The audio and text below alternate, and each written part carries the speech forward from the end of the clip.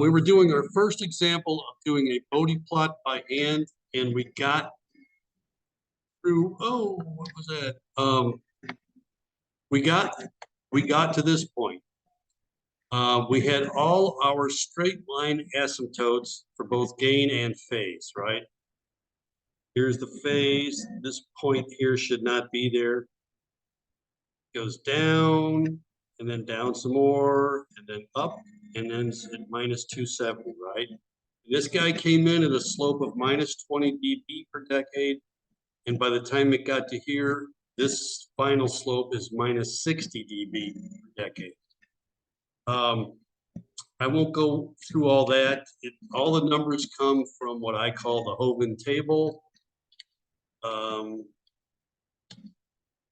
Let me get to some of the slightly more nuanced part of this. The angled phase asymptotes. Let me go back a step. These are the asymptotes, right? We still want to do a sketch. The gain sketch is kind of straightforward. You just follow the asymptotes, you smooth out any sharp corners. But that's more or less what the gain is going to look like, just to sort of sketch through the straight lines. On the angles, how would you do that? I mean, you're going to take a sharp down here and go all the way down and then back up. How do you do that? That's where these angled phase asymptotes help a little bit. Here's what you do. Every time you go down or up, find the midpoint of that decrease or increase. Like this first drop is from, it's not labeled here, but this was minus 90 and this was minus 180. So find that midpoint. And then what you do is go a factor of 5 each way and draw a straight line between those points. So this first break point was at 2. 2 times 5 is 10. That's up here. So that's one end of that straight line. So that's enough to draw a straight line. It'll start there, go through this midpoint, and go up here. And this guy would be 2 divided by 5, which is what, 0.4? Or about here. This is 0.4. It's the next level down. Yep, that's about where it hits. So this has, let's see, 1 drop, 2 drops, and then an increase. So you do it for that drop, you do it for this drop, factor of 5 each way.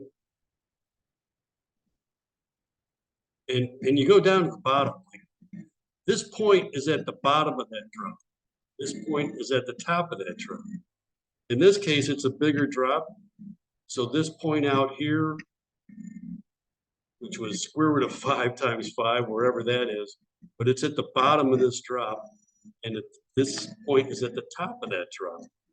And then finally, this angled asymptote.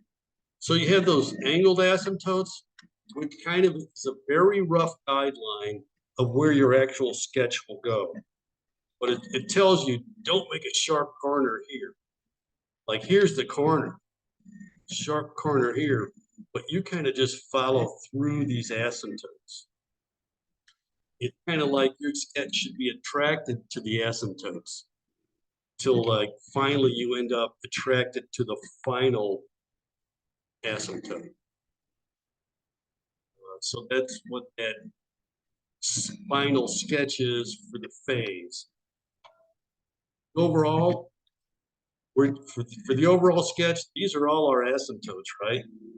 It's the gain, and the phase has not only the straight lines, but also the angled asymptotes. So the sketches just sort of smooth all that out.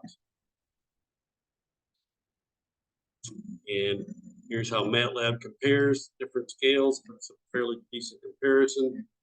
And by the way, doing this in MATLAB is pretty easy. You might be wondering why we're doing it by hand then. But if this is the transfer function, this is the code to do it, or whatever you call code in MATLAB. 4 lines, and it results in this. So that's how to get through it. I'm going to talk this very briefly, and then we'll cover it in later examples. But I said when we do the Hoven table, we calculate what zeta is, that damping ratio. It's because they could cause differences in the sketch.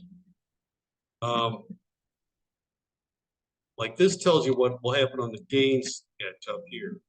If that zeta is very small, like 0.05, that adds quite a sharp spike to, instead of just sort of gently joining the asymptotes, you would add a spike to that. Like here, where we just kind of gently went down, if zeta corresponding to this was small at 0.05, we would need to add the sketch should have a little spike there. In fact, that's at 0.05, that's a 20 dB spike. That's usually significant on your sketches. I told my students, if it's 0.5 or above, don't even worry about zeta. It's only when it's pretty small that it's going to show up. And what it does on the phase plot is make it a much sharper, not just a smooth transition, but a very sharp transition. You'll get closer to the corners of the asymptotes. And again, if you have a zeta smaller than a 0.5, then look at these graphs to see how you kind of ought to adjust your sketch. And we'll get to an example of that later. Yeah, I told my students, ignore it if it's greater than 5 and use the graph to maybe adjust your sketch if it's less than 0.5. Anyway, we'll do more examples later. That was one whole complete example of Bode plots by hand.